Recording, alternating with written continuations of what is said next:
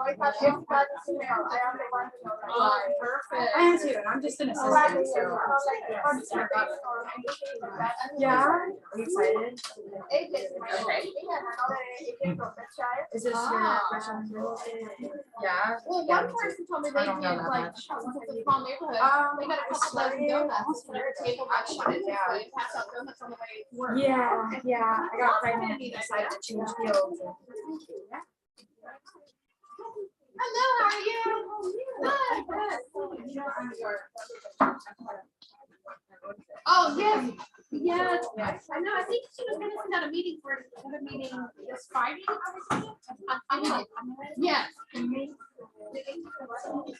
Well, we're gonna have, we still have to have meetings. Are you working on a charity already? Which charity? No. Okay. I saw your email. Yeah. Yeah, if there's something that you like already that you're passionate about, just ask them for it, potentially get it on Facebook, and then we're gonna bring all the ideas back and vote on it. Yeah. Such fun. I mean, And then with the holidays, it's much better. You want to? Yeah, so I'm hoping that we can get everybody out to the I office. can see My that. work's awesome. I loved listening to the agents yesterday Oh. in the Zoom meeting. I was writing so many notes. There's so much going on. Yes, I'm coming to everything this week. So, how are you? Last time we were at team meetings.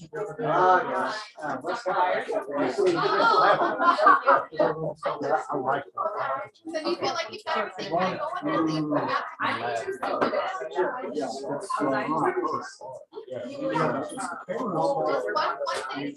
I'm talking to people that are hard. John, I'll tell you, he's real.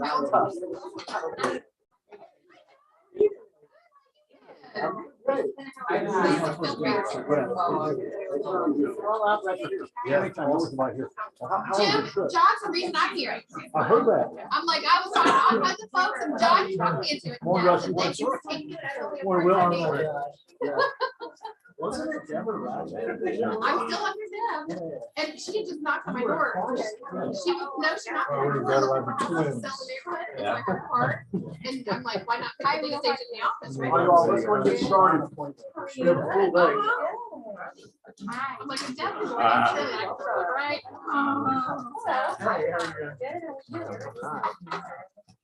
So wasn't your dream eventually end up in San Diego? Yes. Y'all still think My about guys, that? somebody give me some good news. Carrie, give me some good news. Good news, let's see. You're back from the beach. I'm back. You'll just open up an office. I know, wouldn't that be fun? Obviously need you to go and speak up. Anyway, guys, somebody else give me some good news. We got some good news on the sheriff's morning. Baseball's back. Baseball is Baseball back. is back. Baseball back, but our first baseman's gone. Yeah, that part's Is he back. gone? I didn't hear that. He's gone, yep, they. Is it official that he's gone? I know they brought in Matt Olson, but Well, they said, I mean, that's pretty much, That's when we basic. brought him in, they moved on because the guy was worried, was crying as he gave their number, so I think he was very sad. Anyway, guys, that means old is out and brand new is in, so that's decent time. Anyway, anybody in television land has some good news they want to share? Television land, are y'all there? I mean, something. You got some good news? Yes. Marlene? Hi, my name is Marlene, and I'm going this week I'm taking my son to Seattle because he got a job with Amazon as a software engineer. Wow. Yay. An apartment also. Nice. How fun is that? But how's it feel to have him that far away? I am super sad and super excited for him. You know, I think the word is disorder, but he's too far from his mama. Now, one of my friends told me that their daughter and family, they moved out of the country for a year. So they want the children to have that experience. So, that's Well, if you think about it, I came from Mexico, so I left my parents too, right? Exactly right. So- Yes. Which is actually a great thing. So, anybody else that has a good one, share? Yes, ma'am. I want to introduce one of our newest Squad members, and I'm gonna let her do it. Okay, good, good. Yes. Hi, I'm Angelina Pederossi. Yeah, yesterday was my first day. Before I came here, I was with O'Kelly and Sorhan for 3 years as a pre-closer. And then I went to a builder for 2 years as a closing coordinator. So now I'm ready to be an agent and I'm very excited to get started. Great. John Fountain, stand up and introduce yourself. Yeah, so John Fountain with Homer, good to be here. I'm excited that we partnered with y'all's office. And so simply put, we're the best cash offer solution in the business. So we have a buy before you sell program where you can literally help someone become a cash buyer. They work with you to sell their house and then they turn around and buy the house back. And we have Buy with Cash, which is for first-time home buyers, investors, second home buyers, maybe even you. We've got agents that are using the product now. So we got some training coming up and in the next couple of weeks, I believe, Jim. And so I'm thrilled to be partnered with y'all and glad to be here. Thanks for having me here. Yes, ma'am. Oh, I have one other introduction here. Come on, cheers. Gotcha, Jim.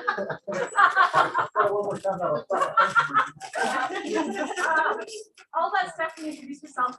She's also brand new to Quan and just joined me as of last week. So Stephanie, you can introduce yourself. Hi, everyone. I'm Stephanie O'Rourke. I've been an agent for about 4 years. I was with Berkshire Hathaway before and then got the pleasure of joining Libby's team. So I'm super excited to be here. Hopefully I'll meet all of you a little more formally. Welcome. Stephanie and I have co-opted together twice. What? And so I was kind of doing the search, but she actually reached out to me saying, "You're growing up, are you growing into a team yet?" And I was like, "Actually, let's meet for coffee." So very excited to cross paths. Well, I've been carrying on for a long time, their sister company, and so I love this company, it's a great company, but welcome to the good company. I can say that because I was there, right guys? I can say that, right? All right, anybody else want to share this morning? Anybody else want to share this morning? Good news, anybody? All right, y'all, then let us move on. We have a full day. Partners, come on, closing partners. Good morning, everyone. Morning.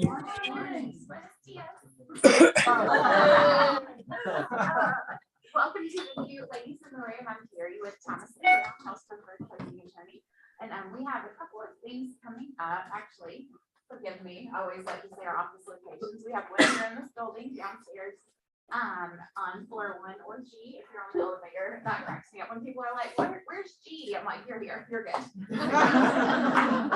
But we have Woodstock, Eastside, Galleria, Alpharetta, Blue Ridge, and Buckhead. So we're all over there, guys. And we're excited about Productivity Week. Tomorrow we have our happy hour co-sponsored with the Supremes and the Silvertons at Lizzie's. And I see the rain on the forecast. We're gonna wish that away. So either way, we'll be inside. It's okay. Or we can just stand in the rain and eat tacos, whatever. Yeah, as long as there's a margarita involved, right? And then on the 30th, here in this very room at 10 o'clock, we're gonna have closing with Carrie on Closings 101. Basically, we walk through our closing process. Thomas & Brown. So once you send us a contract, what happens? Talk about title exams, buyer seller info sheets, scheduling. We go over the ALTA, talk about powers of attorney, mail outs, really anything that could come up at closing, we go over that. So we've had some great classes in the past. Thank you all very much. We love Thomas & Brown. I'm sorry, bring her back up. Thomas & Brown, what did you say? All right, come on up. Good morning. Good morning, good morning. Joe, Jim's anybody got any good news? And right when I walked in the room, I don't know if that's coincidence or not. Well, I'm Reed with Silverton, and I don't know where my sidekicks Jamie and Danielle are, but they're wonderful and they're around and they're probably in traffic. But Heather's here. Hey, Heather. And on your desk, you have a nice, just little reminder about St. Patty's Day from Heather. So you guys enjoy a little gold. Well, they're not gold coins, actually, they're green coins. I guess they got our old and turned green, but anyway, whatever. So anyway, anyway, guys, what a difference a week makes in interest rates. Oh my God. Yesterday was, actually the last week, but yesterday was whiplash. We got, we subscribe to a thing called MBS Highway Mortgage Backed Securities, is MBS. And so we monitor it all day long, or I do at least. I keep it up on my screen, so I'm watching what's happening with mortgage-backed securities. And yesterday was one of the bigger moves I've seen. There was a move on July 3rd or 5th, about 7 or 8 years ago, maybe more than that, where the market moved about 130 basis points in one day. That's a lot. Yesterday, it moved about 78 basis points to the bad. So we had clients that I had quoted late last week on a jumbo at 3.75, and then yesterday he went under contract and he was at 4, which, you know, in historical perspective, that's not that bad, but it was to him, so it mattered. But let me tell you guys something that's weird right now is that jumbos are pricing better than conventional loans. Yeah, by at least a quarter point. So I had a guy yesterday that went under contract on a $900,000 house. He was going to put down, I don't know, 30 or 40%. He was going to borrow like 600,000. And I said, you know what? Don't put down that much. Borrow 650 so you're over the conforming limit, and I can get you a jumbo loan. And then if you want to pay extra on it later, you can. It's just a really odd time in the market. Another loan officer I talked to yesterday said, I'm going back through all my pre-approvals, and anybody that was really marginal, they might not qualify right now. So I would encourage guys, if you have a client that you feel like might be sort of on the edge, you know, encourage them to reach back out to their loan officer to get a fresh quote, because that interest rate may make a difference in qualify or not. And one last thing I want to mention, that we have 100% doctor loan now. That whole thing that everybody's always talked about, we have one of those. We're actually having training on it this week, so that'll be something that we can help you guys with. Anybody got any questions? Oh, I posted a video on Facebook yesterday. If anyone wants to go look at it, it's about a 4-minute video that actually explains, does a pretty good job explaining what's happening and how inflation is affecting what's going on. So anyway, we can help you guys. We appreciate it. Yes, ma'am. For the doctor loan, is that like medical doctors only? Is there a similar It's lawyer broad. program? It's broad. Is similar- there also a program similar for lawyers, like attorneys? That one, I don't think, there was a list, I think it was all medical, but I would Okay, look but at there's a that. pretty broad, it's medical, it's not, yeah. Okay. that's good. Appreciate you guys very much. Welcome Thanks. back. Thank you. I was in a conversation yesterday with someone during the day, and they reminded me the last time the market shifted big time, it happened like that.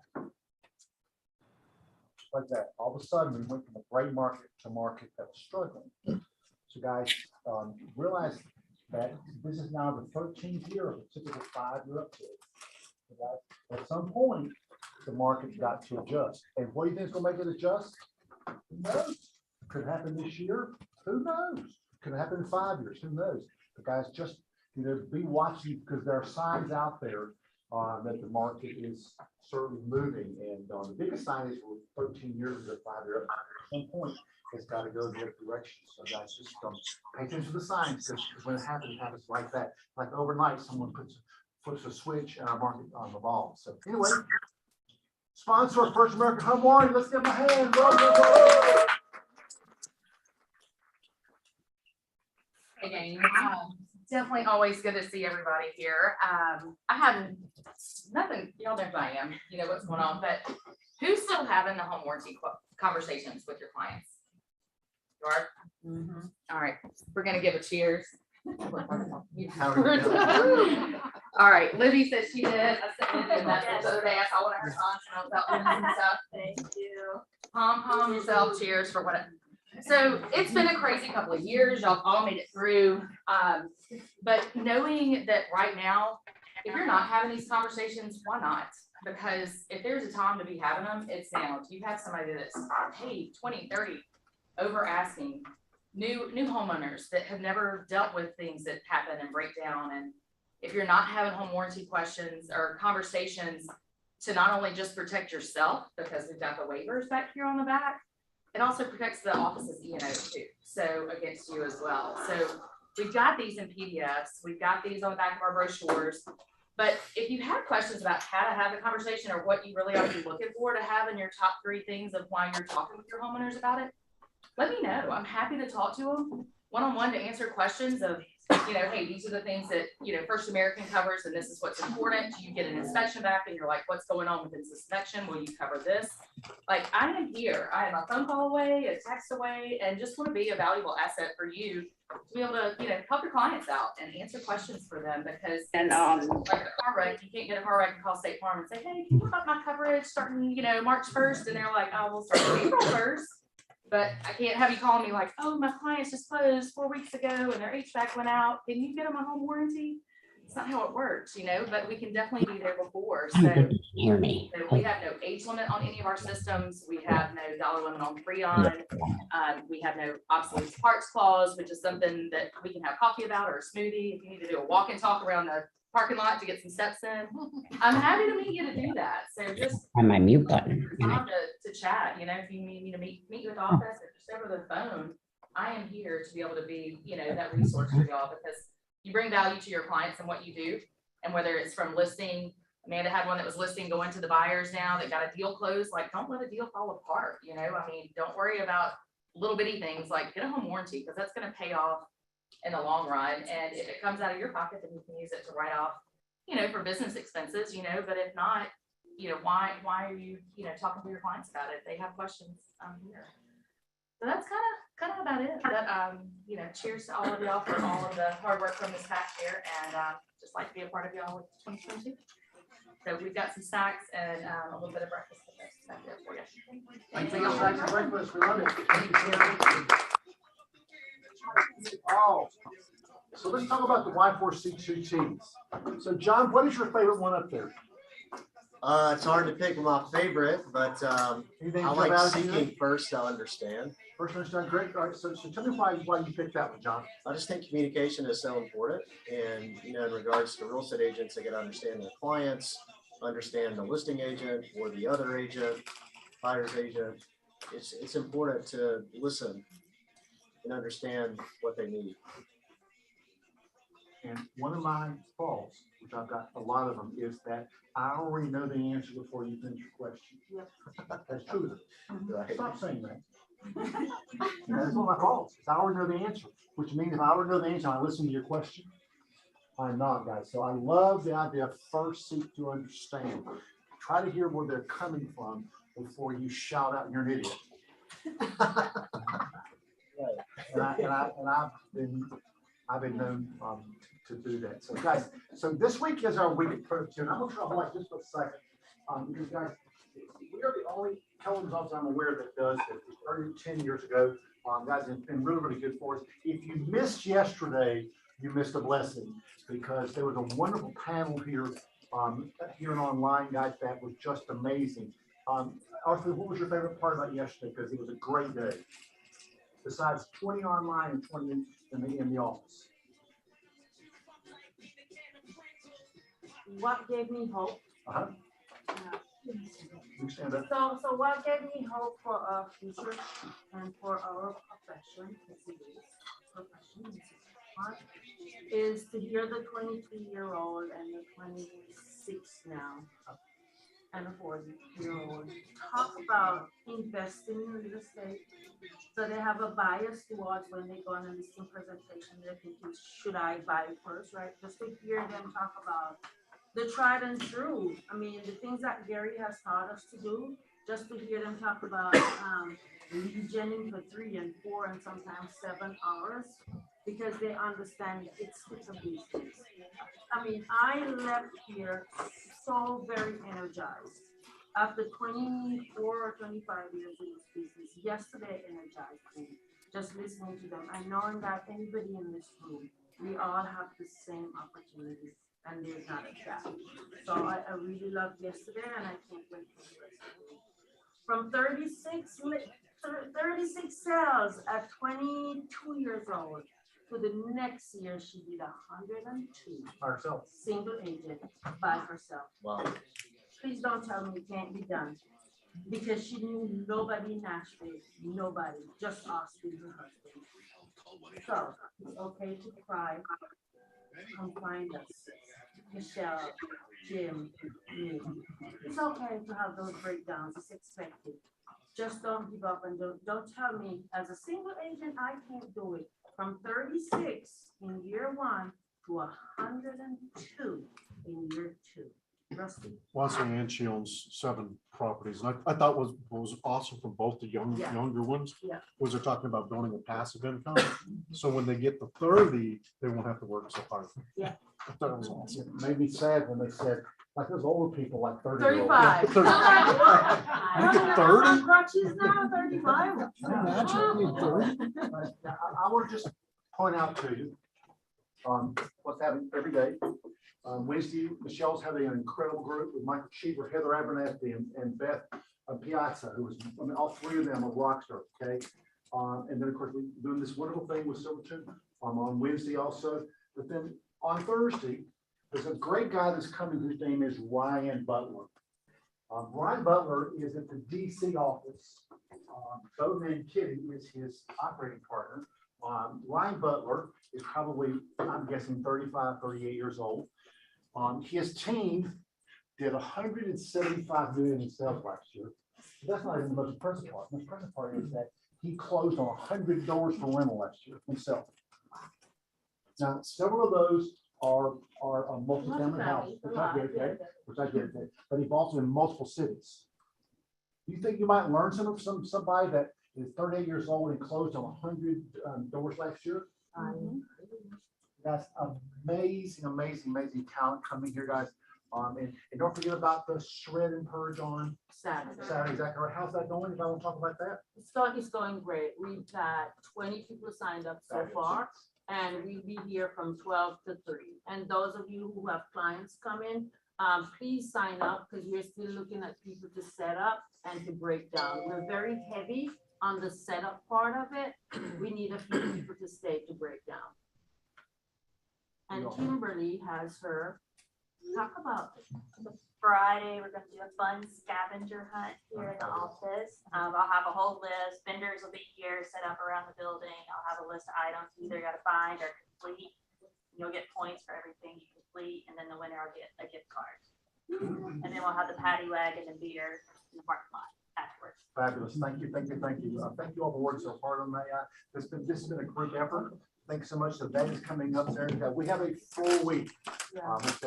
Command overview, it's called by our amazing Kevin Jackson. Guys, if you're not using Command, you think, oh, Jim, I've heard that doesn't work. Well, you're missing it because it does work. It works well. Guys, just get in there because it is one way that you can set up a system that will help you drive your business. So guys, that's March 21st from 11 to 12. Check the email for the Zoom link with our wonderful Kevin Jackson, who's there and gives us time. Door knocking. Now, Queen Danielle Pena is going to teach that, and she is the best at that. Jim, I don't have any business right now. I have all these buyers. Then go door knocking. It works. And she's going to tell you how it works. It works for her. On March 23rd at 11 and 12 p.m., this person is the lead general because she wants to see you and tell you what she does. So guys, please do this. If you've never thought about door knocking before, come to say, is this something I could do? Because it is one of the best ways. Libby, did you door knock at one point? Oh, yeah. You still door knock? Still do. Why is door knocking so important? It is a way to get face to face with people and get them to like you. And if they like you and you keep on in touch with them, they'll want to call you when it's time for them to move on. Well, this is just one of the ways that we do it. And I love it at one of my old companies. They said, well, Jim, nice people don't do door knocking. I go, great. Y'all keep thinking that. I'm okay with that. I keep thinking that because I'm okay with that. That was their limiting beliefs. Anyway, this is another thing that's going on. Command Happy Hour course, a mastermind hosted by Kevin Jackson, March 24th, 5, 6 p.m. Guys, just jump on there and ask Kevin. Just ask him really dumb questions because it may be only you and him on that call. So just come ask him because he will walk you through and tell you, just do this to get started. Whether you've never touched it before, you've been in it for a year and you're just and I'll give a second to that. Like I didn't have campaigns on, I was having a challenge. He went in, we're set up. So you spend 5 minutes on call with Kevin. Now your marketing campaigns are going out in command. I mean, so use him. He's a great resource. so fabulous, guys. Let's keep going, guys. We have a lot going on here. Let me know listing results. Arthur, you want to talk about this? I do. Oh my goodness. So We had a little under 100 listings taken in February, and I'm very proud of that. And so we're announcing winners this morning. So Irene Hall.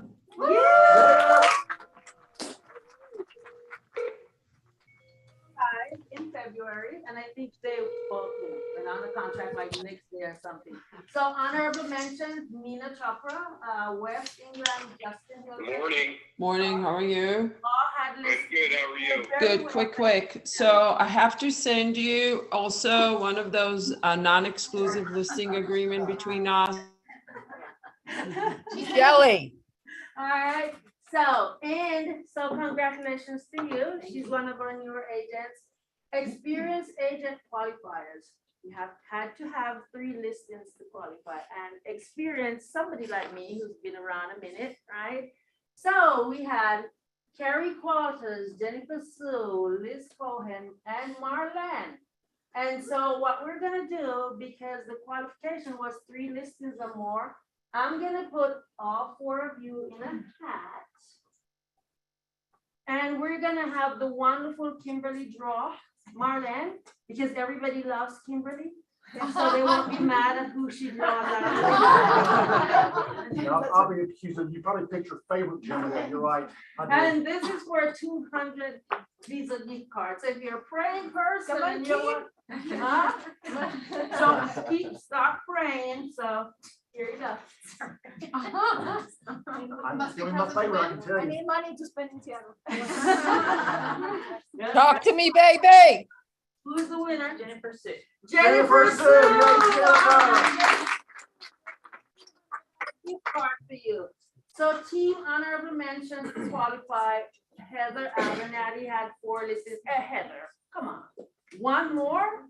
Okay. And then group honorable mentions, 10 listings to qualify. So here's the thing about this one.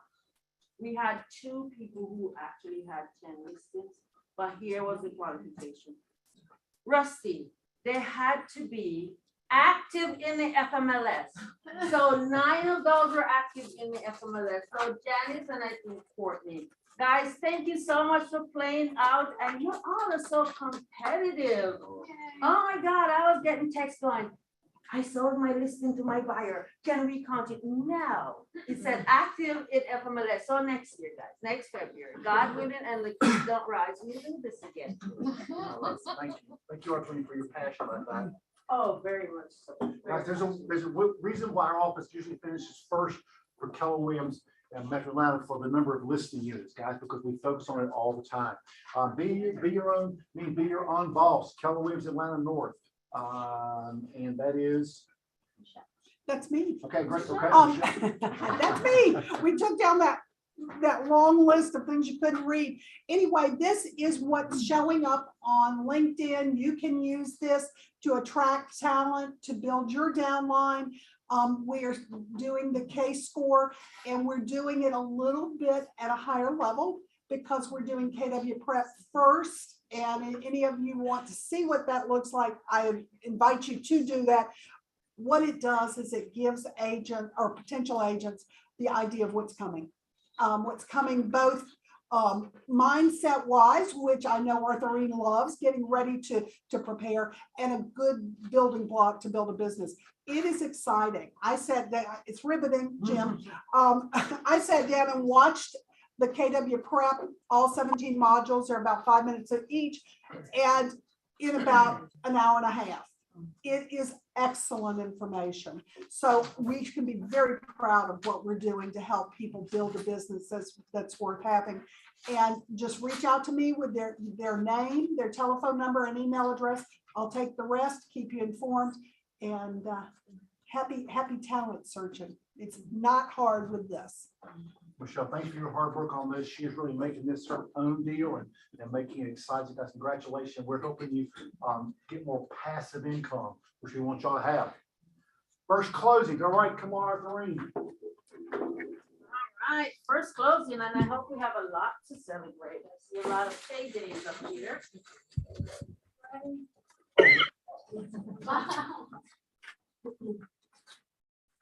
All right, first closing, Amy Sharp, she's downstairs lead generating. Way to go, Amy. All right. Dennis is working. He's a dual career agent. Right. Justin. Way to go, Justin. Yay. Martin Gomez, he is on a team. No, he's not. No, he's not. No. Is it video? He's a single agent. Yep. Oh, He okay, came all from right. Atlanta Communities. Yep. Oh, okay, so Martin is yours. Michelle. Michelle Meyer.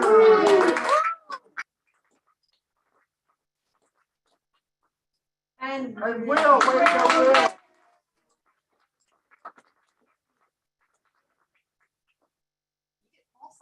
All right. So we're up. This is the one that makes me just like a proud pop, and that is our cappers. So because when you get to wear this cap, it means you're doing what? So keeping 100% of your money, guys. But that is our goals for the cap, and this office has for the past several years had the highest percentage of cappers in the Wall Street. We're about 31%, guys, which is a great deal. We want to make we love making 50%, guys. Anyway, February cappers are all right. Back up. All right, Heather, way to go, Heather. You capped our speakers. That's right. You remember our speakers? Michael and Shelley Cheever, they capped one more time. I know short of that cap, not sure. I get that. All right, we're good. Cindy Controsi, way to go, Cindy. Kelly Forrest, way to go, Kelly. Kersey, you crap, way to go. First time. First time I think it. So congratulations. Second time you think? Okay, second time. Whatever she capped again, I'm glad that it came. All right, Barbara Meek, way to go, Barbara. Cappers here. And Janice and Gunnar Overbeck capped. Way to go, Janice. Jordan Rush, way to go, Jordan. First time, Jordan. Congratulations. Mafe, way to go, Mafe. Mafe, I'm proud of you, girl. Grace Thompson, what is Grace?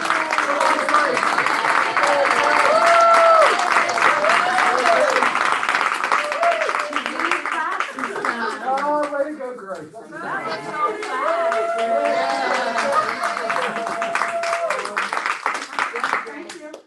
Hold on. How do you pronounce the word H-O-U-S-E? House. I thought you said house. We love your accent, Grace. Oh, way to go, Grace, okay? And Karen Sharpless, yes, Karen. Okay. Adriana, way to go, Adriana. Lessons learned, Michelle. All right. Last week, do you remember what we talked about? Of course we don't. I write it down, so I'm gonna help you out here. We talked about due diligence versus right to repairs. So part two, what's wrong with this party? Or party, not party, what's wrong with it, with this, what's wrong with this? Okay, so anyway, what's wrong with this? Hello? There you go. Hey, so, We don't offer anything. Why is it? Tell me I don't know, about it. it says that these guys. Lisa, tell us, what is different about right to repair? What do we remember about that?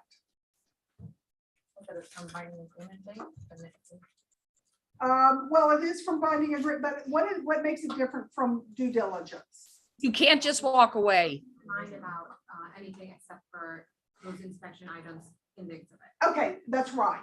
That's right. What Sharika said is it's focused on the inspection, health and safety. So it can't be just fogged windows. That's not any problem with health or known defects like Atlas shingles. That's a defect. So that's what it's focused. And what you're telling the seller, in my mind, and you chime in, is that we're not going to be frivolous. We're just looking for things that could make a difference. Would you agree to that? Yes. It does not allow you to just decide that you're going to terminate. So here's the thing. Okay, now we've defined and we remember the right to repair. There are going to be some things with a house that may not be, the right to repair may not be your best option to it. And so what about a pool? Is a pool gonna be the best use of right to repair? I see some heads shaking no. No, we have one expert in the room, so we're not gonna call on you yet. But why would you say that that would not be the best thing? And we'll all fall trap to these kind of things. That's why I bring it up. Why would we think differently on when we've got a pool? Because it needs its own inspection? Well, it does, and right to repair allows for additional inspections, so we're okay with that. But it's hard to say health and safety with a pool, right? Or known defects with a pool, correct? I began to think, and I thought, what could be a safety issue? My son belonged to a pool one time that they shut it down because it was heated and the electrical was shocking people. Would that be a health and safety? Yeah, that would be. But other than that, it's not, I can't think of any other Well, if the reason. filtration system doesn't work, it creates bacteria, that's what I'm saying. It could, So I mean, it that, could. it's so, the right to repair is so broad on what is a safety issue. Everything's almost debatable. Well, not everything is almost a safety issue. Clogged windows, not so much. But that could be a A defect. cracked diving board, I guess you could argue that somebody jumping on it could break their head, but you have to think this through, right? So anyway, sure. So with synthetic stucco, if the synthetic stucco is warping and it's, there's moisture, there's moisture beneath the stucco, that could be something that could count, I would suppose, because that could create mold issues. With the pool? No, synthetic stuff in the house. Oh, okay, we changed course, okay, Yeah, sorry. okay, all right. I mean, there are certain things, now you're gonna have to prove it. Just because it could happen, doesn't mean they'll accept it. It has to be happening. Yeah. Right? Because anything can happen. So just remember, it needs to be happening. So to win that position, you're going to have to prove without a shadow of a doubt that there is currently a safety and a health issue. But in the exhibit, it doesn't, it says that if it's not in working order as it's supposed to be functioning, that is also something that you can consider as a part of a defect, as long as it's not. If it's health and safety, again, if it's health and safety. It doesn't outline Or those defective. words. Well, we read the thing very carefully, health and safety and defects, yeah. Because there is the language that says that it's acknowledging that there is common wear and tear. So you just be very, very careful when you use that. And when we polled a number of listing agents, they don't like it because it creates the biggest concern, and it can go on for a long period of time versus due diligence is very defined. There's 5 days or whatever you have, it's either accepted or somebody moves on or somebody's earnest money is in jeopardy. This is a very broad thing, and unless you're an expert or you know, I wouldn't go down that route necessarily. Feel comfortable, okay? Any questions? That's it. Maybe we'll have part 3 next week, who knows? Or we'll go on to something new. Thank you. Those things, yes, ma'am. Before we get your speaker, can we ask the room, what is May 12th? I know what it is. Red Day? What is what? Red Day. Red Day. Please mark your calendars for Red Day. The committee's gonna meet on Friday and we're gonna finalize the charities. So we're moving on that. So please don't schedule closings. Please plan on helping with in-person events. We'll probably have some kind of fundraiser donation item too. But mark your calendars and save that date.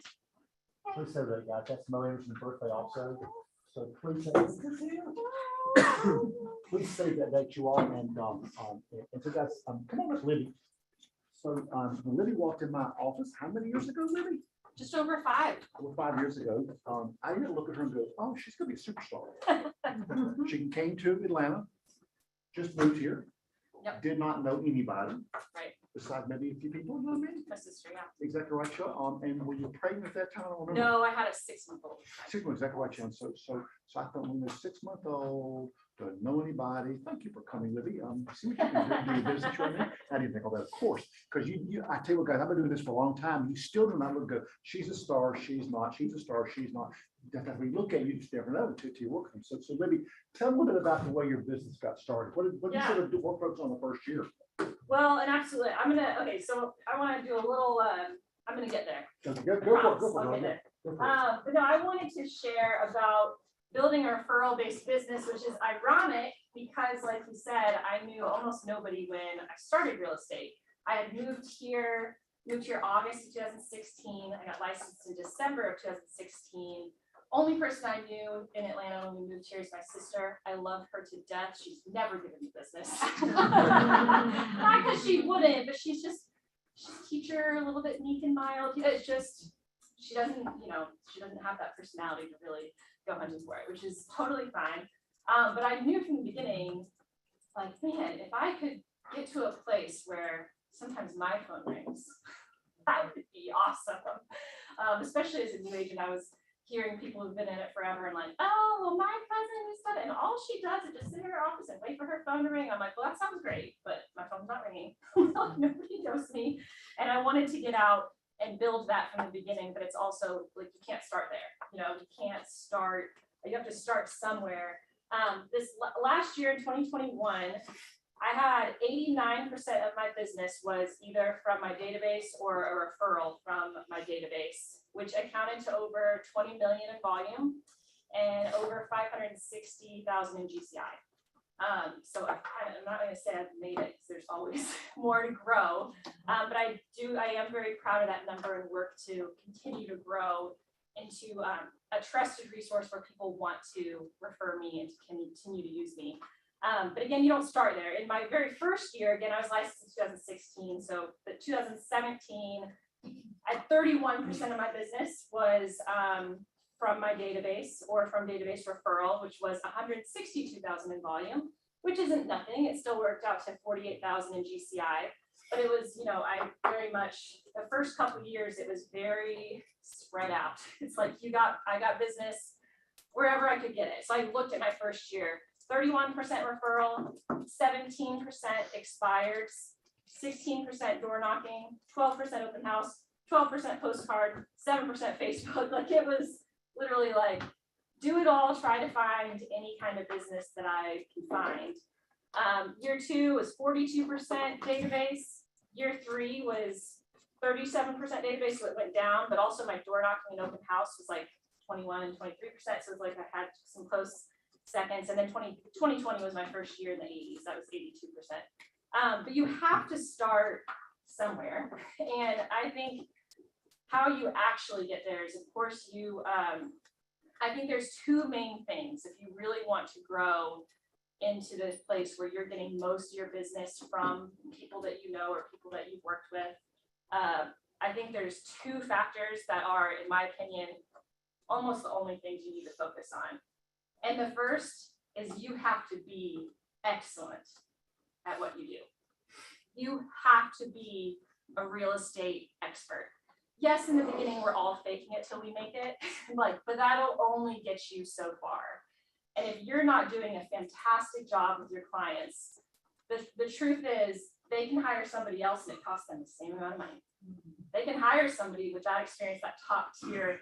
I know my stuff. I know my options. I know what options are available for you, and I'll fight you. They can find somebody else for the same amount of money. We don't cost any more or any less than the next agent.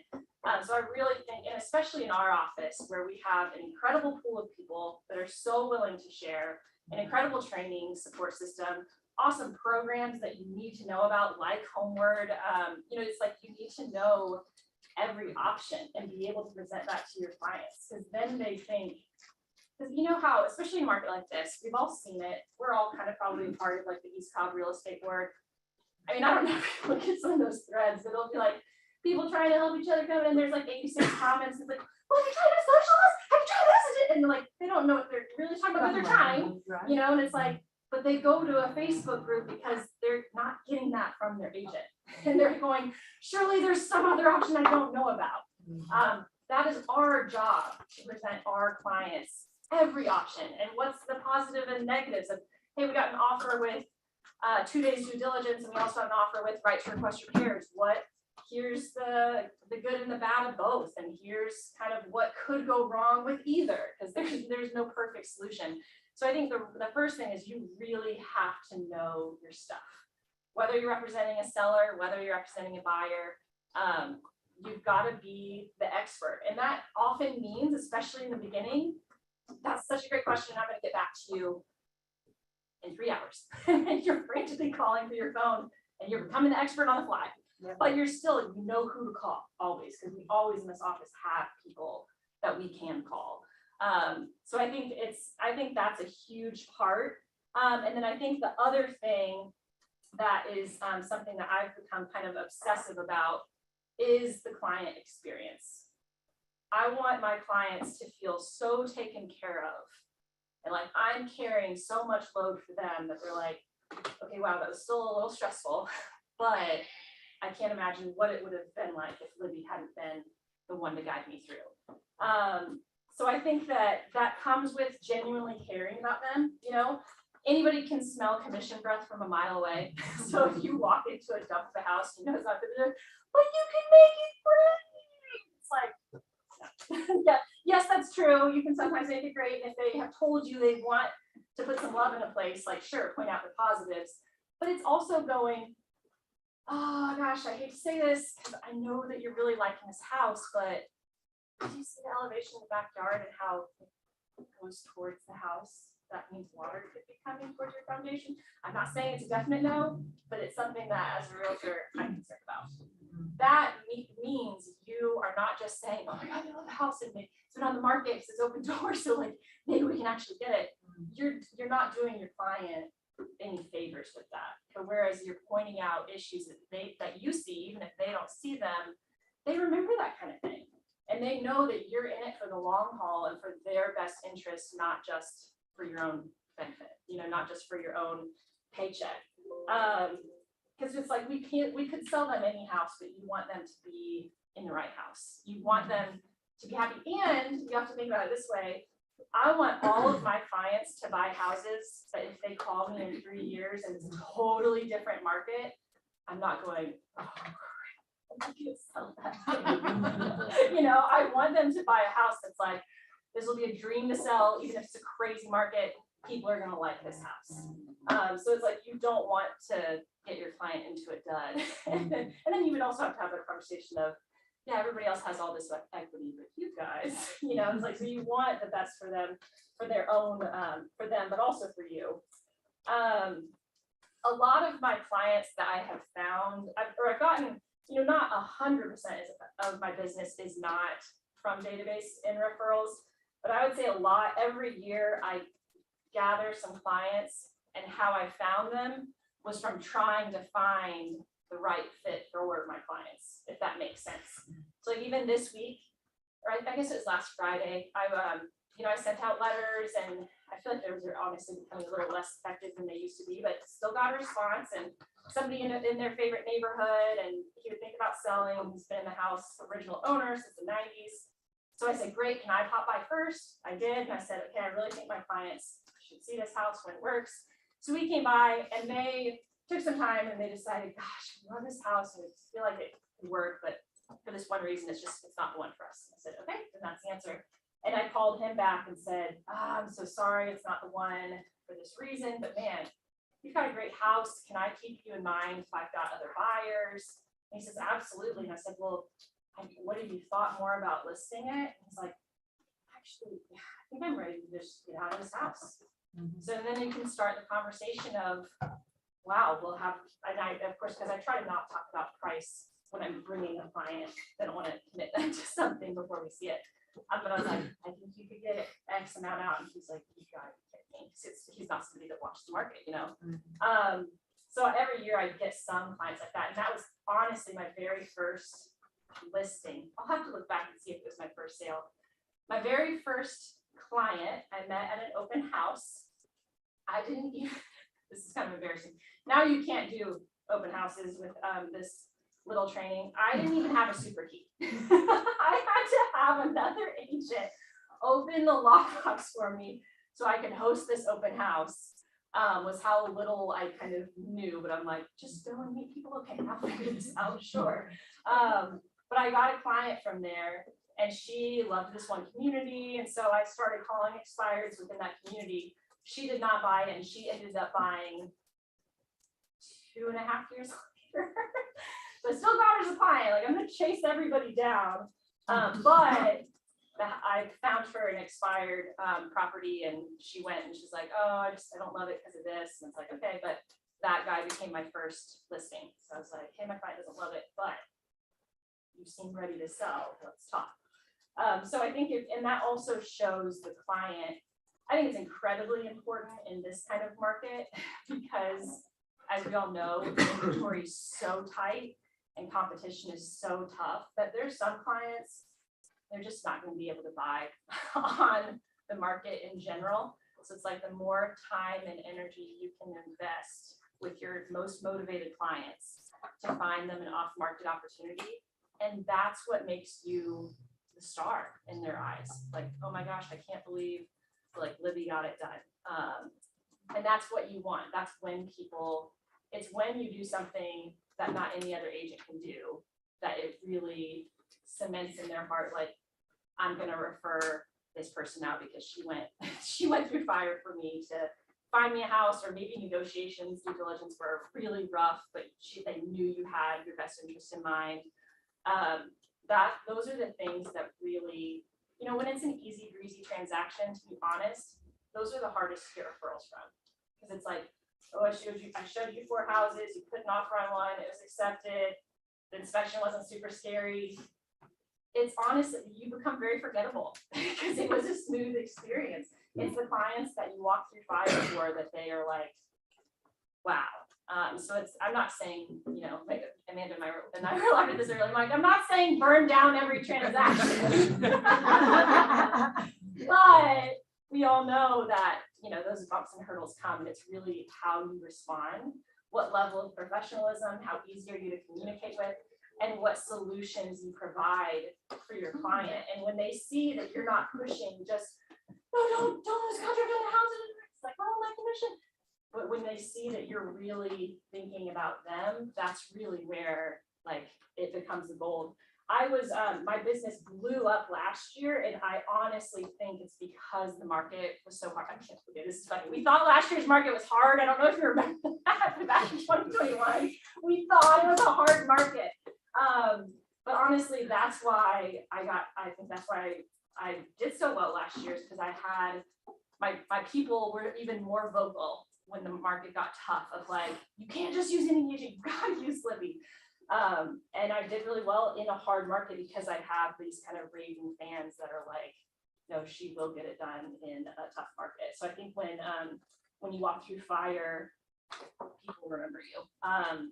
I also try to celebrate everywhere I can in a transaction. And it's like, you can do different silly things, but like when a buyer or a seller goes under contract, I send them crumble cookies to their door. If crumble doesn't deliver in their area, I send them the tip streets, but it's like, and then I shoot a quick text, hey, there's a price for you up front, and I'm not even dropping them off, because again, time is kind of harder to find now, but it's like, oh my gosh, that's, so sweet. And it's like, what can we do to celebrate the appraisal? Like every time we appraise, I have a little packet, it's got the Libby logo, masking tape and box labels. It's like, let's drop that off at their door.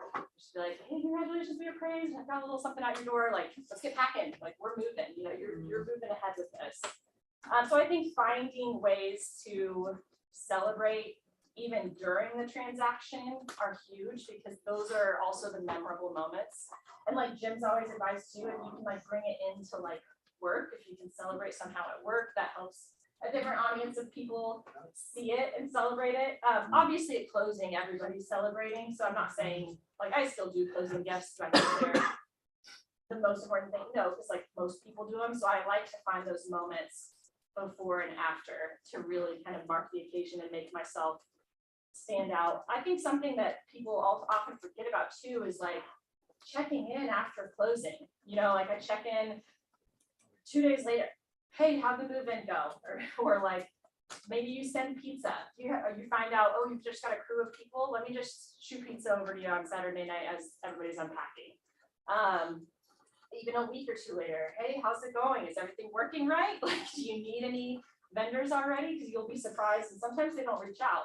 And so I do check-ins within a couple days, a week, 2 weeks, 30 days, 60 days, 90 days. Like, they hear from me a lot right after closing, because I want them to know, hey, yeah, I got my paycheck, but I still care about you. I'm still really excited for you. I still want this to be a great house for you. I offer to do housewarming parties. Those are also really great because, again, you get their people together and you get their contact information because you're sending out the invites, and it's a celebratory feeling. It's like, hey, you got this house, and you know, and you get to just kind of be a part of their and bask in the glow, and again, and rub shoulders with all their friends who will probably be buying a house or selling a house in the next few years. And I think, yeah, another thing is like kind of throughout my time with working with clients, I really strive to make each client feel like they're my only client. And it's not that hard when you have 2 or 3. It's very hard when you have 10, 12, 15, 18 to make it like, and I think especially when we get stressed, the first thing you want to pop off is like, oh my gosh, we don't even know what's on my plate right now. It's like, I don't want to hear that. They don't care. They don't want to know what other people you're hustling for. They want to know that they matter to you. I also give an easy out for especially for my buyers. I tell them as they're signing the buyer brokerage agreement, like, hey, I strive to do a good enough job that you're going to refer me to your friends just like so-and-so referred you to me. But if at any point throughout our time together, you're feeling like, gosh, somebody's forgotten about me, I just haven't heard from her in a while, I don't even know what's going on in the market, you know, give me a chance, like let me know. But I also want you to know there's an easy out, because you deserve a realtor who cares about you through every single step. And if I'm not reaching out and being proactive to you, just put it in writing, I'll release you. I haven't had anybody do it yet, but the fact that they know from the beginning, that's the expectation I'm setting for you, is that you matter to me. I think that makes a difference, but it's very hard to do as you get busier. So it's like, it really is a juggling plate of how many plates can you spin at once, and what leverage can you use but still be the face, you know, the person still interacting with people, because they hire you, you know, they want you. And I think another big thing, I mean, we all kind of know about this, obviously you're touching people, you're talking to them quite often when you're looking for a house, when you're prepping a house for sale, during a transaction. Like, there's so many excuses and opportunities to talk to these people, it's pretty easy. We don't even realize how easy it is to forget about people afterwards, though. So that, I think, is where you really, the things that we teach here, like, you gotta actually do them. You know, you actually have to put a plan together and follow through. You'll almost never see me in a team meeting or any kind of meeting without a stack of handwritten notes that I'm prepping to send out for the next week. Of like, who's got birthdays, who's got wedding anniversaries, who's got home anniversaries, time for me to, you know, want to thank you note for meeting with me to talk about selling your house. I'm big on handwritten notes. I love pop-bys. I don't do them as much anymore because, again, it's that leverage piece that I focus more on client appreciation events. You don't have to make them big. You don't have to make them fancy. You don't have to make them expensive. I'm doing this week, and I do this like 4 or 5 times a year now because they're just really popular with my clients. They just do a happy hour at a local brewery. Hey, you're gonna be there 6 to 8, running a tab. Stop by, bring a friend, pop in, you know, grab it to go or stay a while. And it's just an easy thing, and it's also an easy thing for me to invite. I can invite 2,000 people. They're not all gonna come, but they'll know that I invited them to something, and they'll go, oh my gosh, I should really go next time. Or like, that's so sweet of you to think of it. I don't drink, but I'd love to catch up with coffee. Absolutely.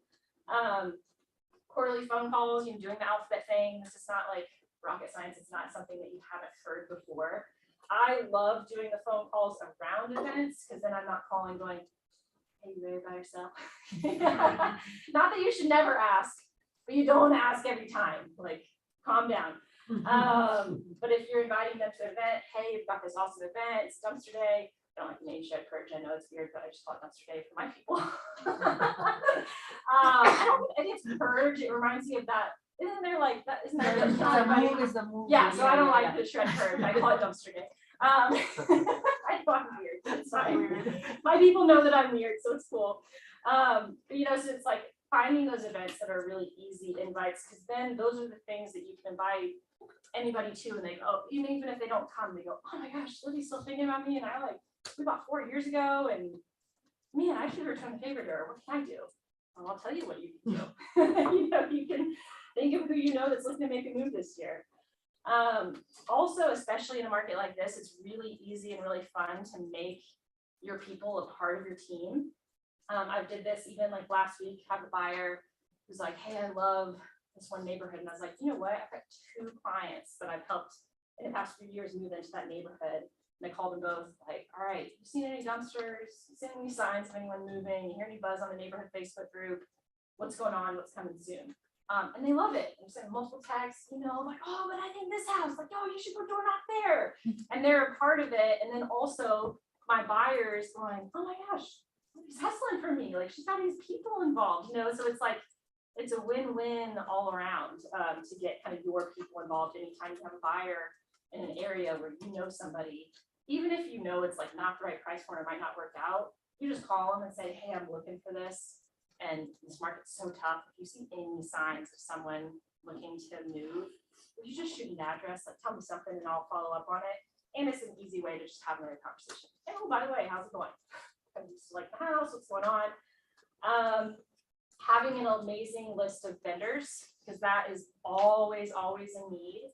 And we already know this, but like whoever you send people represents you, so they really do have to be solid. You don't want to send somebody subpar because it hurts. It'll hurt your relationship with the client if you send somebody who just does a meh job or doesn't text them back. And I usually even tell my people like, here's a name, and if they don't get back to you within 24 hours, you just let me know, because then I know I can go bug those people, threaten to take them off my list, whatever, or find somebody else for them to send, because that's something that people always need. You know, and even just like, oh, I'd love to do a consult for you. What repairs or what updates are you thinking of doing? You want to stay in your home forever? It's amazing. Let's make sure you love it. You know, those kind of things are easy to do and fun. I think the only other thing I wrote down is whenever I receive a referral, I make sure to thank them right away and multiple times. So as soon as I get, and I obviously first you have to teach your clients how to refer you, right? Because there will still be clients I'm showing a house to them and they're like, oh, I told like 3 different people who have a church to call you. That's great. But if I don't have their information, they're not calling me. You know, it's like, let's be honest. You get some realtor's name and you're like, yeah, no, I'll call them, it's great. But if you're sending a text or an email and we're both on it, and then I have their contact information and I can take it from there, I know that I'll beat their door down until they tell me to go away, you know, or they answer, you know, more likely. So you teach your clients kind of how to refer you, is, hey, put it in a group text or shoot me an email and have their contact information too. And then you thank the action, right? It doesn't matter if those people don't ever buy something or they're totally unrealistic or they're terrible buyers, their credit is 500, I didn't even know that was possible. That doesn't matter. Everybody's like, oh, it's possible. That does not matter. The thing that matters is they thought of you and sent a friend to you. Even if it's a lease, like I still have clients asking me, well, do you help with rentals? And it's like for one of their friends. Like, of course I do. So I don't want to turn them away. No, I don't really have time for it. And I leverage a lot of it because it's not really worth my time. But I'm not saying no to somebody who's one of my people who thinks of me with real estate, you know, ever. So you're thanking referrals. Like I do a Starbucks gift card and a handwritten note every single time I get a referral. And then as soon as I talk to them, I usually text or call the person who referred me. Thank you so much. It went really well, or XYZ, or I don't think it's going to work out for this reason, but I just want you to know I'm so grateful. And keep them updated. If you do go under contract on somebody that was a referral, I send them a mug, a List by Libby mug. It's like a travel mug thing. It fits in the cup holder. And another handwritten note, and like at closing, send them a picture, like you're a part of this, thank you so much. So you want to just keep that person involved in the process, because that's their friend or their, whoever it is to them, even if it's a coworker or, oh, I just saw them on a chat board asking for a realtor, I don't even know them. It's like, yeah, but I want you to know you were a part of making this happen. So it's like, then you make them kind of feel like the hero throughout. That's all I have for notes, but I'd love to, are there any questions I can help with? I have a question. So, for example, how did you divide your day to do all that? Because, That's a great question. I do, I mean, several things that we do. Yeah. But for example, when I call, I mean, they chat, right? And I have feel like calling them. And then, I have my schedule, but then it move, it push, and I don't have the time to go and do everything that was planned. So how do you do it? No, absolutely. I know the clients that I have to call at certain times. Or, but with any client, I'll tell them, I call a lot in the car or when I'm doing something else or when I'm running around, and I'll tell them, hey, I'm pulling up to the house to show, or like, I'm pulling up to another appointment, so I've got to run, but I just want you to know, so awesome to hear your voice. I really would love to get lunch or coffee next month, and like you can schedule time to chat more. But yeah, you can't give all your time to all your people. So I'm big, and even if you're lying, they don't know and they don't care. And a lot of times my appointment is my kid's baseball game. I'm running into another appointment. I've got to go. They don't need to know if it's a personal appointment or a work appointment, but then you're sounding even busier, which makes you, people like successful people. They like getting business to people who are already successful. So if you're just saying, but yeah, but you still make me feel important. I don't have much time. I'm running into this appointment, but just wanted to call you to invite you to sing. Blah, blah, blah. So, but I mean, yeah, I'm not gonna lie. So, but if you do like they said, or you coach in the morning and then your appointments in the afternoon, or you just as the day go? I kind of just make it work. Yeah. Yeah. Okay. I mean, I do time block. I'm not as religious as some people just because I like flexibility, but I have several different kind of systems I use to make sure I'm on top of it, and if I need to call somebody on a certain day, I might have an alarm in my phone, and it's also in my paper calendar, and it's also in my, it's like, okay, I can't mess this up. It's in Groovy, it's in my database, like it's everywhere in front of me. And I know I gotta do that today. So I make time for it. But yeah, I mean, I'm not gonna lie, my days are insane. And there's times you have to teach your clients also, like, hey, I care so much about you, but if you text me at 11 p.m. at night, I'm gonna respond at 5:30 in the morning. Because I'm asleep. And I know you might be sleeping at 5:30, but that's when I'm awake. So if you want to respond at a good time, like, contact me at the time. But I am big on communication and like responding quickly, because I just think people care and they want to know that you respond. I even had somebody yesterday who was thinking about buying a lake property. I know I'm not going to represent her because I don't want to go up to Hartwell. Like that's not my thing. It's not my thing. But she's a past client and it's become a dear friend, and she was texting me about it, and I'm like, so I screenshot. It's one of the things I do if I have to get back to something, and then every time I have any kind of spare time in my day, I look through my screenshots, like who did I need to get back to do X, Y, Z, because you don't always have time right then. But I say, hey, I'm gonna get back to you in 45 minutes, or I'm gonna get back to you by this time. I'm busy now, but I'll get back to you at this time. And she even last night was like, oh my gosh, see, Mike and I were just talking, we knew you would be responding quickly. Like you're the only one that can keep up with us, because they hadn't been talking about a lake house and all of a sudden, like, what if we went somewhere this weekend? Like, yeah, let's do it. Let's buy a lake house. So yeah, I think that you do need to like be very timely with responses, because people, especially in this day and age, like it's no longer respond within 24 hours. Like my expectation, even that I've kind of talked to with my team, is you get back to everybody within an hour. Right. Even if it's, hey, thank you so much, I'm gonna look into this and I'll get back to you tonight. Or hey, if it's not as urgent, I'll get back to you tomorrow on it. Thanks so much for reaching out. But people feel cared about, even if they know, even if it's not urgent right then, if you're saying something in a reply, they go, okay, like she cares, she's interested, she's invested. Whereas if it's like, oh my gosh, I got busy and I have to respond to you in 24 hours, that's embarrassing to me. It's like you gotta take care of your people. Yeah. Another question. So when you said you are in the negotiations and it's tough with the other side, so you let your clients know that what you are going through, because the promise is that it's going to be so smooth for you, it would feel like a race, right? So did you let them know all the issues that you're going through with the other agent and? That's a good question. It depends.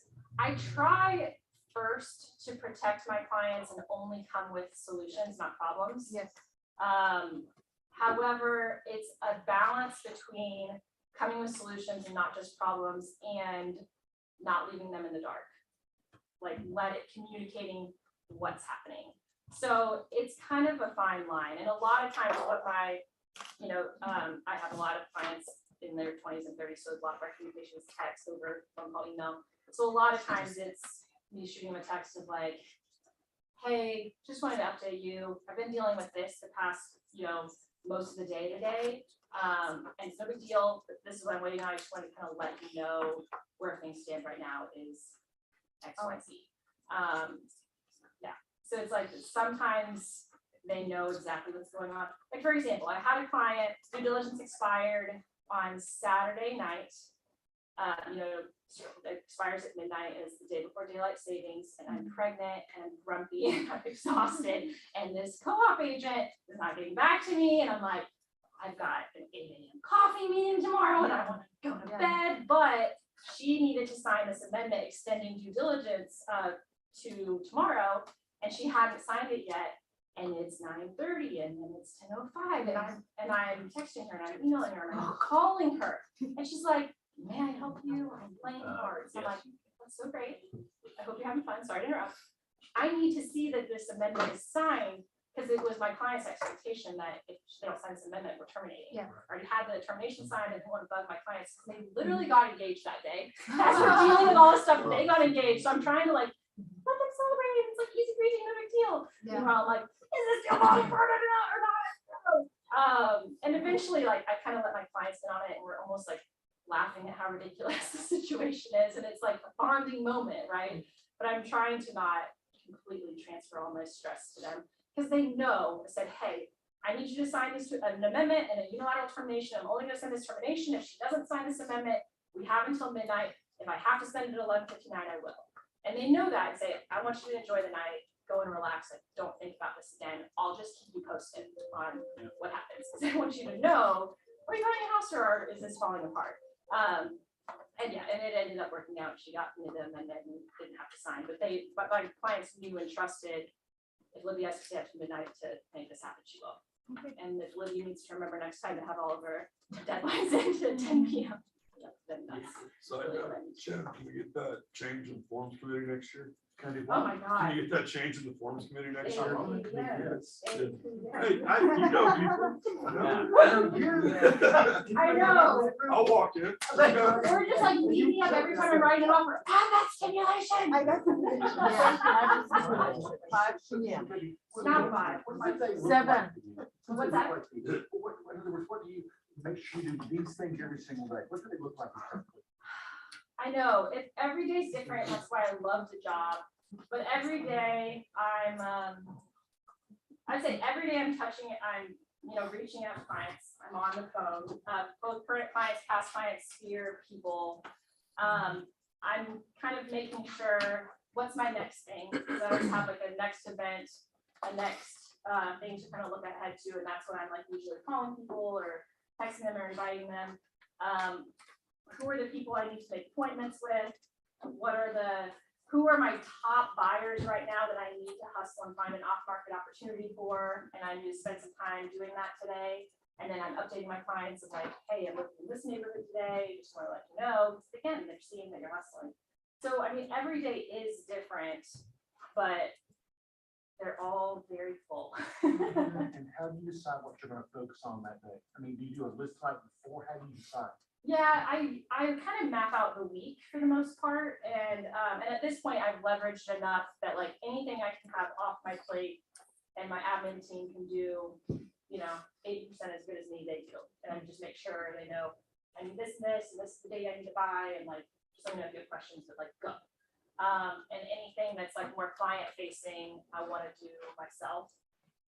But yeah, I would say I have a loose plan for the week by Sunday night. And then it's really just I know I have these times for appointments and I'm at the point now where somebody, like yesterday, I had a potential listing and he's like, and I call him and it's like 3 p.m. I'm on my way to pick up my kids. We got baseball practice at night and they're like, he's like, yeah, I mean, you can come by now. I was like, fortunately, I'm already booked today and tomorrow, but I can come by Wednesday at 1 p.m. Would that work for you? Sure, that's fine. And he's like a very like wakes up at 1 p.m. kind of day. Anyway, I'm like, I'm gonna text you tomorrow afternoon and make sure that that time works. Because you're not the kind of guy that keeps calendar. That's fine. Takes all different folks. But yeah, it's like I kind of know when I have appointments and when I can do things. And I'm at the point now where it used to be I'm bending over backwards and like breaking everything in my own personal schedule to make an appointment when the client first suggests it. Now I'm at the point where it's like they can wait for next. You know, they know that I'm busy and most things are not so urgent that I have to drop everything and get there in an hour. So answer but not answers. Kind of have a plan, but you also. And systems for that? What's that? Systems for that? I mean,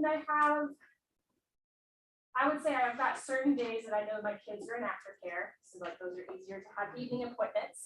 I have certain days when I know Monday nights are family nights, so it's like I'm never ever gonna take an evening appointment on a Monday. It's like cooking dinner, having family dinner. It might only be once a week. It's happening, dang it! Like that's our day.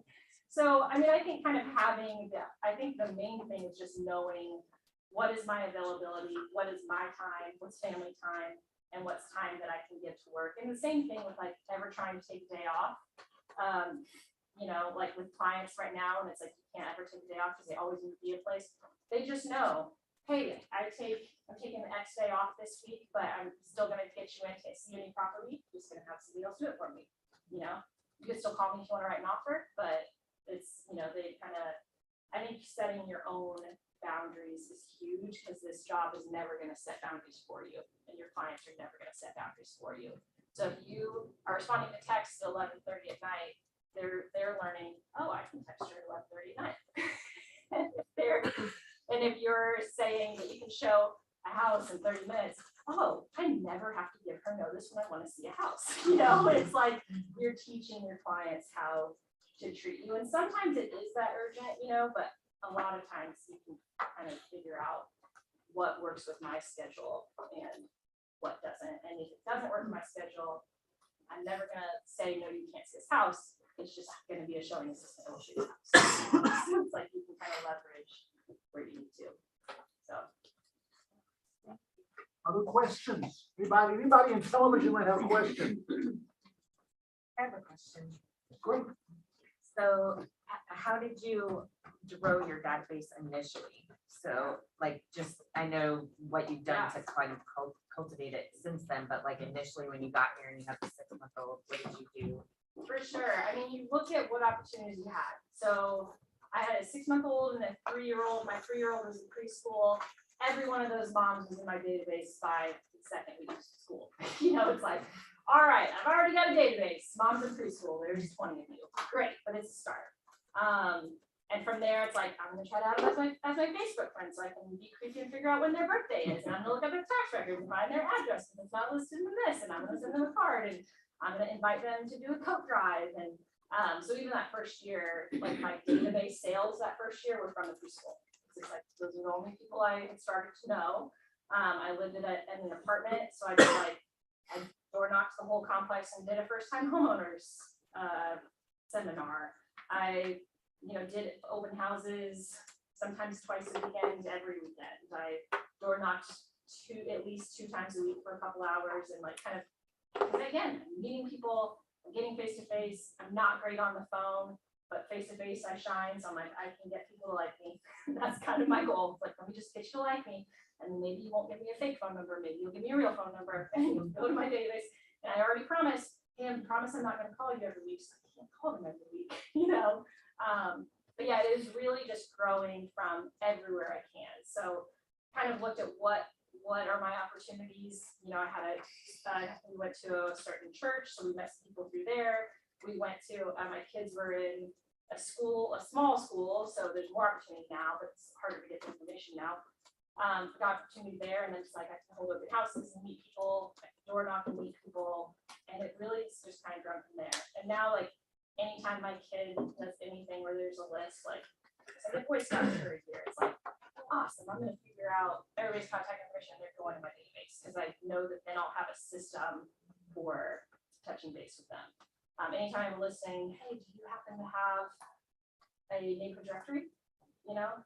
And it's like, okay, great, I'm gonna scan that into the database and send my admin and put those in, and I'm gonna have a system to already reach out to those people. So yeah, it's really kind of just being scrappy and where can you find people to grow it. And Other the more questions? face-to-face, the better, but sometimes. Other questions? Anybody? So if you were starting over, Yeah, what would you do differently? I would hire leverage sooner. I'm very cautious financially, especially I come from like a nonprofit background, so I hesitate to spend money and I hesitate to grow. And I've worked way too many hours because of that. What would you hire first? Definitely, I would still go the same route. So I went admin, then virtual assistant, which is kind of our transaction coordinator. And then I've just hired kind of all at the same time, a showing assistant and 2 agents. And I would still do that same route. Showing assistant would probably come a little bit sooner than anything around. Are you on? Any other questions? Can we give her a hand?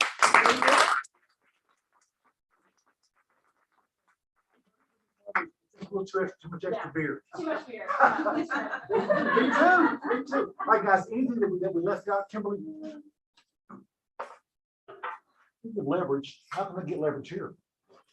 You can call me and I can let the transaction for you. And tell them who you are. I'm Haley, sorry. I'm Haley Rennie. I work with the LIFT program. We do contract close, where we can do listing inputs, contract writing, and we are starting up a leads program. Cool. So call her. She'll take care I of will it. be downstairs by the lead generator. Are you all, anything we talk about? Are y'all, thank you all so much and see you tomorrow. Oh, we got new agent. What is this? Oh, can I introduce my daughter? Can I introduce my accountability partner this is Athena Anderson. So she's the one that I would go pick her up from school and she gets in the car, she goes, "You take her to school today." Every evening, and I would go, well, good evening to you too, yeah. You take her to school today. So, great accountability partner.